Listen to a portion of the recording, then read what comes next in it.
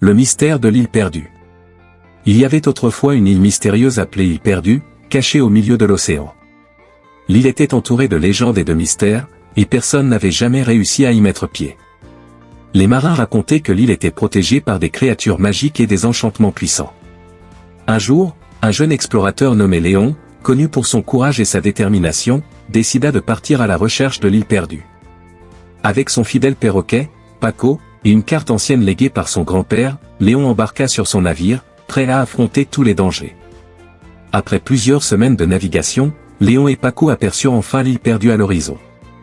En approchant, ils furent accueillis par des dauphins joueurs qui les guidèrent à travers les récifs coralliens. Une fois débarqués, ils découvrirent une île d'une beauté incroyable, avec des forêts luxuriantes, des cascades scintillantes et des plages de sable fin.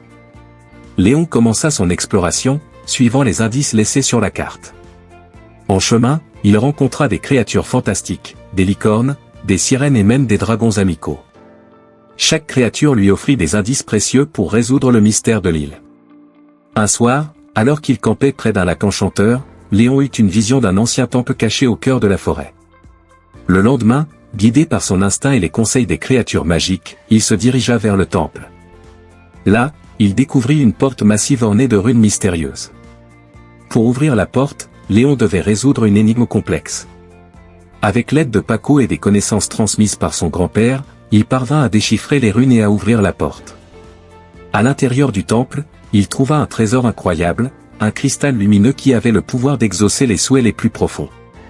Léon fit un vœu sincère, que l'île perdue reste protégée et que ses secrets soient préservés pour les générations futures. Le cristal brilla intensément, et une vague de magie bienfaisante se répandit sur l'île. De retour chez lui, Léon raconta son aventure à ses amis et à sa famille. Son histoire devint une légende, inspirant d'autres explorateurs à partir à la recherche de l'île perdue. Mais Léon savait que l'île resterait un sanctuaire magique, protégé par ses créatures et ses enchantements.